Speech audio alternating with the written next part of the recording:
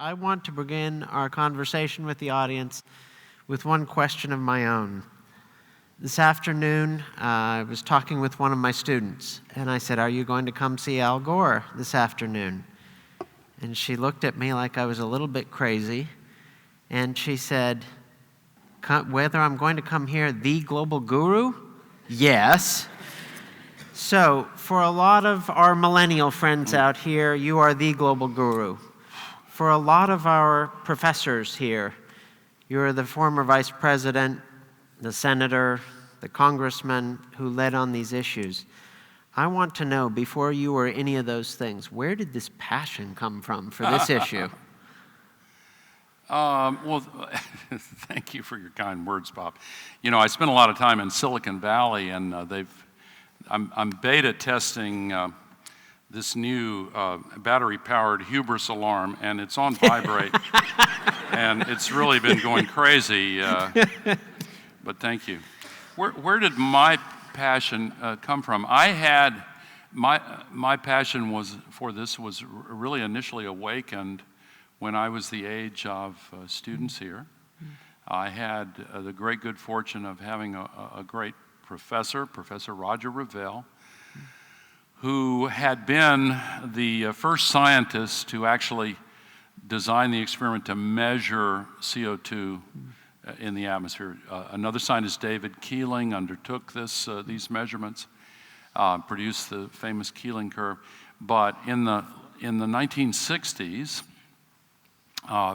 Professor Roger Revelle opened my eyes to this, and he saw everything, basically, that has transpired since. A few of the details might be different, but the grand vision was his. 7 years after I graduated from college, I was elected to Congress, and I immediately began asking, okay, what are we doing about global warming? And crickets. And I helped organize the first hearing on global warming and invited the professor who had inspired me to be the lead-off witness. And I remember I was so naive. I was sitting at the dais of the House of Representatives in the committee room as my professor began to speak, and I could not wait for my colleagues to have the epiphany that I had. Turns out a 20-minute statement's different from a full semester course, and maybe some other differences, I don't know. But whatever the reason, I began on that day to feel a disconnect. I think any of us, when you have the privilege of connecting intimately with what you know to be right, and you know it's truth, you know it's right, and then you see it ignored or worse, trampled upon, what do you do? What do you do? Another, maybe a hackneyed example, it's the old corny story about somebody who, but take it seriously. If you were walking on the beach at Ocean City by yourself, nobody else around, and the proverbial bottle with a cork and a message inside floats up, and you open it and it says, "This is a matter of life or death. Please deliver this message to such and such address." What would you do? Or of course you would deliver it, but think for a moment, why would you deliver it? You don't know the person who sent it. You don't know the person who's supposed to receive it, but you're a human being, and you know what's right. And not to, make this anything other than it is, but that's exactly what I felt and still feel. Thank you. I do want to invite the audience to ask questions, and I would especially invite our students to kick us off. Please introduce yourself, your name, and where you are in the university, and please, on this side. Hi, Mr. Vice President. First, I just want to say it's a great honor to have you here. Chris, I'm a government major, so I'm just going to ask a fairly political question. I just want to ask, as much as we've made so many strides in terms of solar power, wind power, and even now nuclear fusion over in Germany in the last few months, I just want to ask if you think that we could actually act on that progress while the fossil fuel industry, at least in the United States, while the fossil fuel industry has so much power and wields so much influence in our Congress to the point where a major political party denies the existence of climate change as a problem. And I'm not so sure that we'll actually be able to act on the problem unless we first rid our political system of money from corporate sponsors.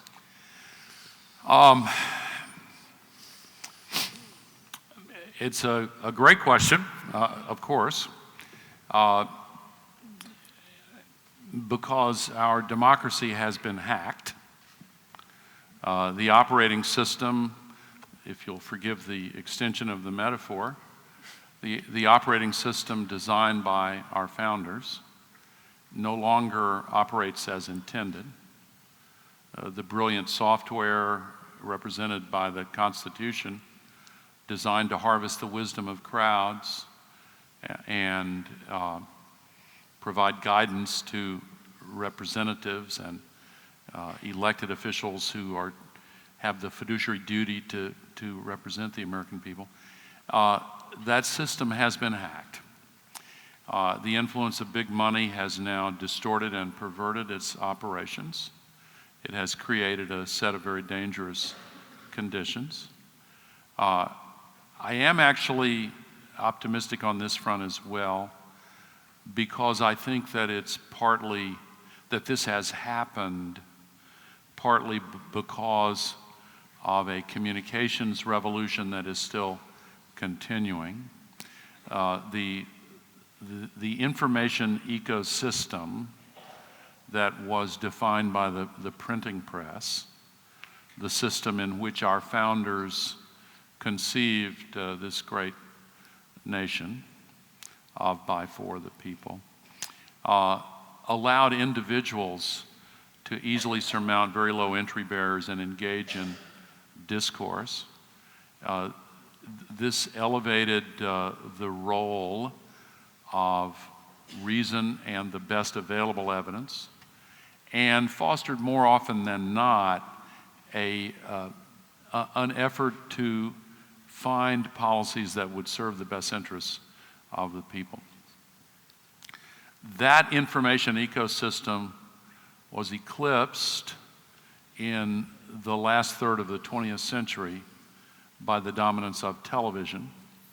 Radio, which preceded it, the telegraph had preceded that. Radio began the change, but television really overthrew the printing press as the dominant information system.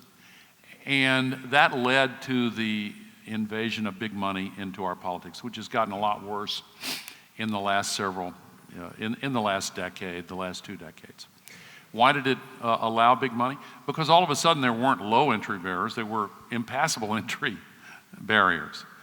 Thomas Paine could walk out of his door in Philadelphia in January of 1776 with the manuscript for Common Sense and find a dozen low-cost print shops within 10 square blocks of where he lived, competing for the lowest cost to print his manuscript.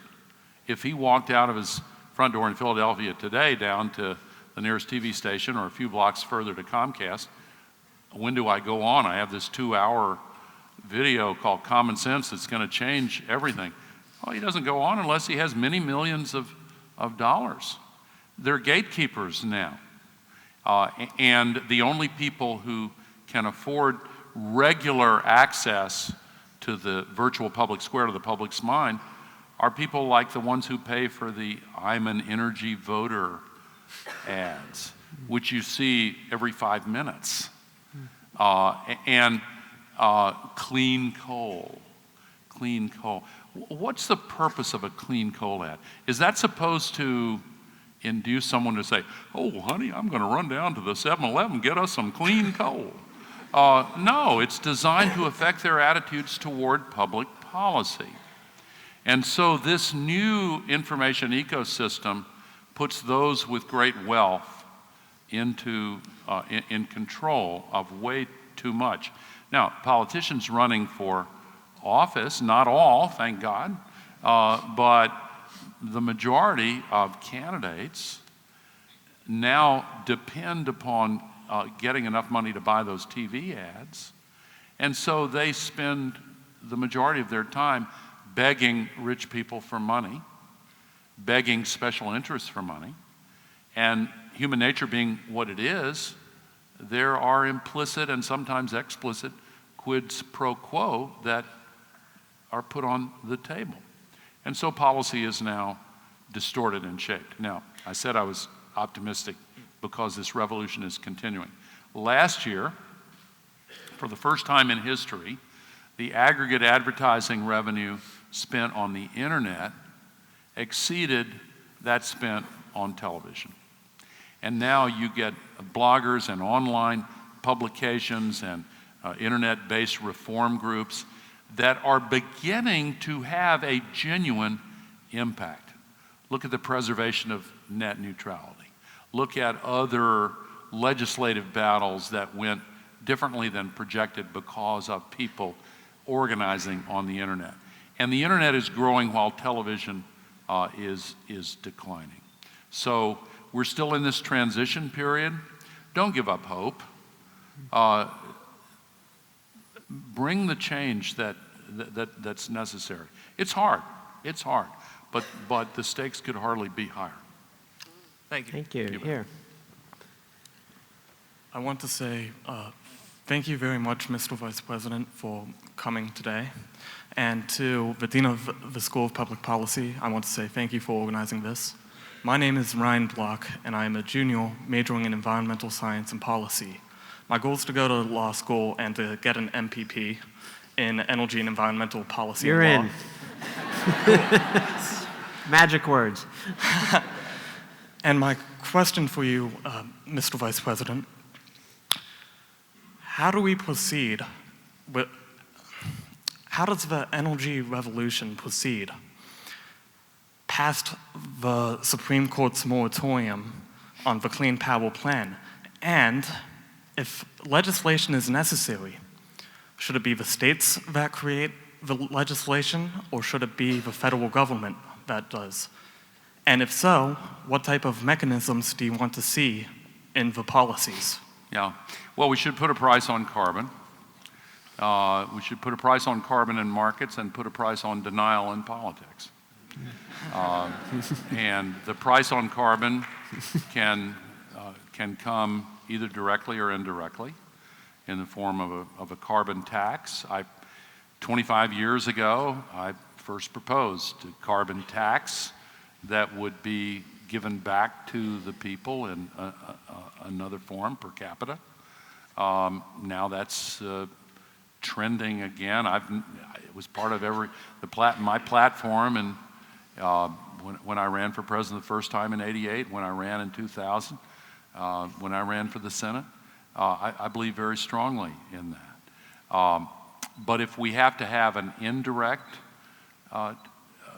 price on carbon through a cap and trade system, if that's going to be more likely to pass, then that can also work. The fact that China is going that route, the fact that China is likely to link up with the European Union, which has finally ironed out the wrinkles in its cap and trade program, that could well be a tipping point next year in the emergence of the biggest trading bloc the world has ever seen insisting on a price on carbon.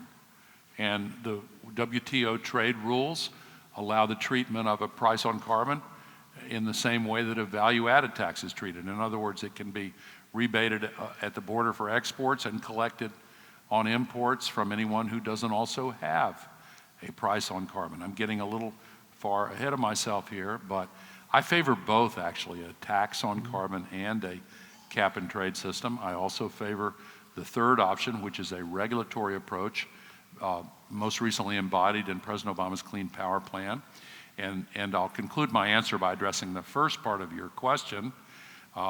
What happens now that the Supreme Court has only 8 members? I don't know, but if it should split 4-4, then the prevailing rules make the a decision in the Circuit Court of Appeals that has made the initial decision binding law in that circuit. In this case, the DC Circuit, in many ways the most important circuit where the interpretation of federal statutes is concerned.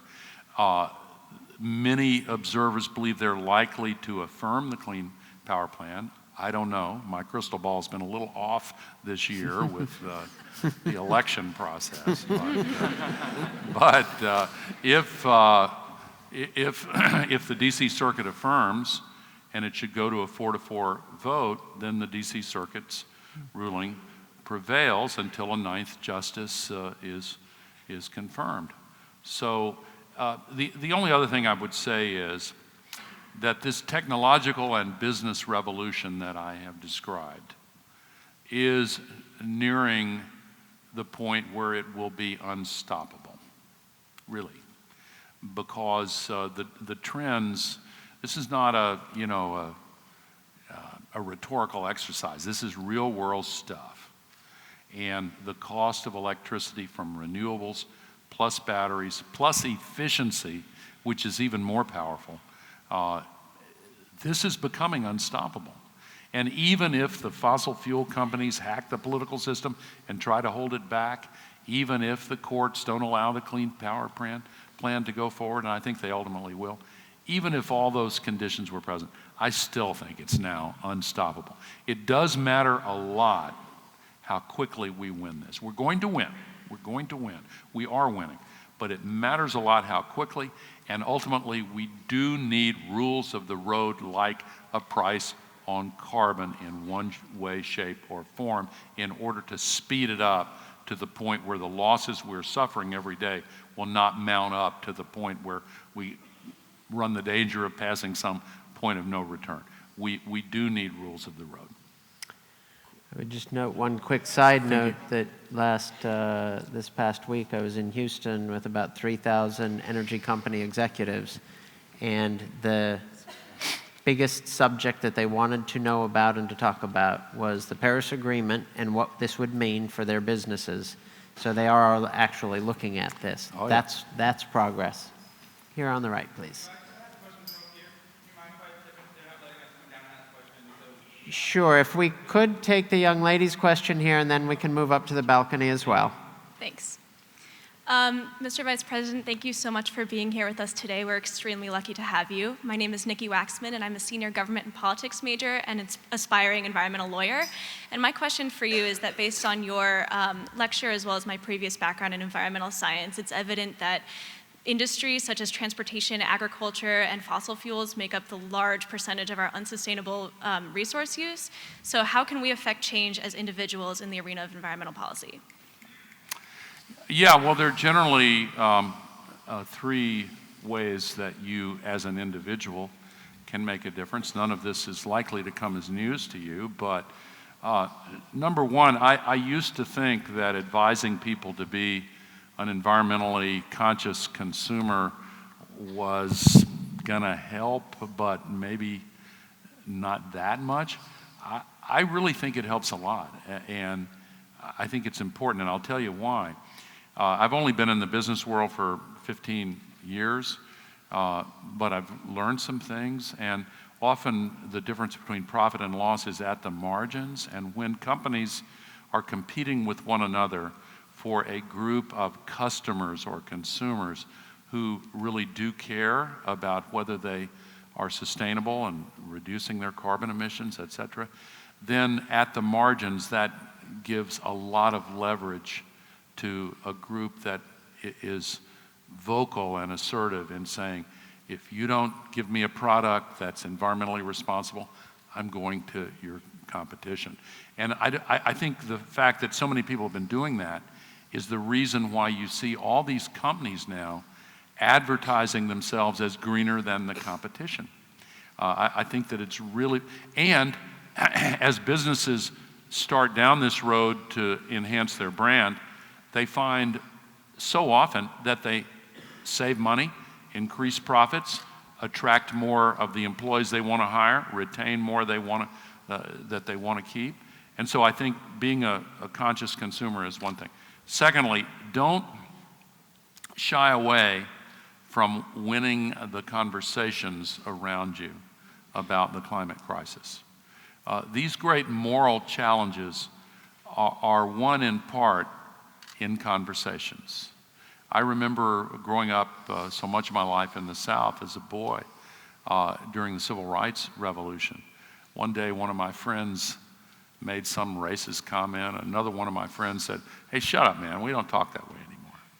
And that was a moment multiplied by millions of times over, and it's important. Last year, there was a story from, I think it was AP in California, two gay men waiting in line for a pizza holding hands. And according to the story, a homophobic jerk walked by and made some nasty comment. And according to the reporter, literally every other person in line turned on this guy and said, "Shut up, we don't accept that here." So win the conversation. Don't be timid if you think somebody's going to fly off the handle. Many conversations about climate are like the dinner table in a dysfunctional family with an alcoholic father who flies into a rage if the word alcohol is mentioned. And so you don't have to be mean at all. Be kind, but be insistent. Third, get active in the political process. There is strength in numbers. It's a cliche, but it's true.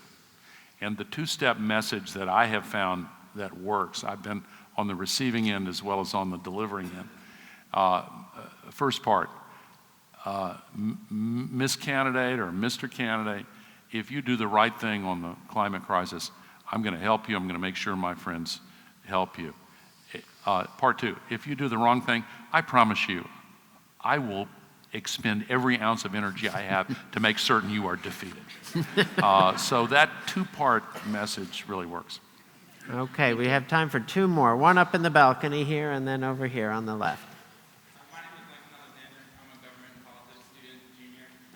First of all, thank you for coming. It's really inspiring to hear you talk about such an important issue. You were just talking about being a smart consumer. You see a lot of campaigns, whether it's for recycling or hybrid cars.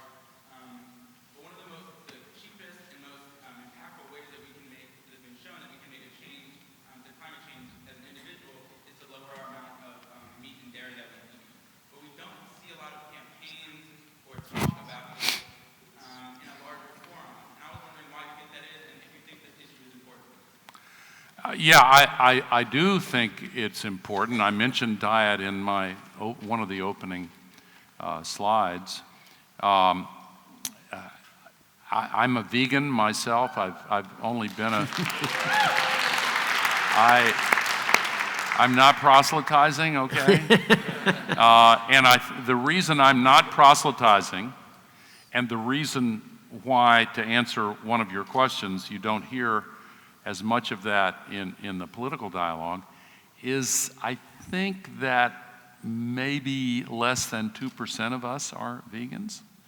And so a political candidate who approaches the 98% and says, "Listen up, you got to change your diet," I think is probably going to be reluctant to do that because it is such a personal choice.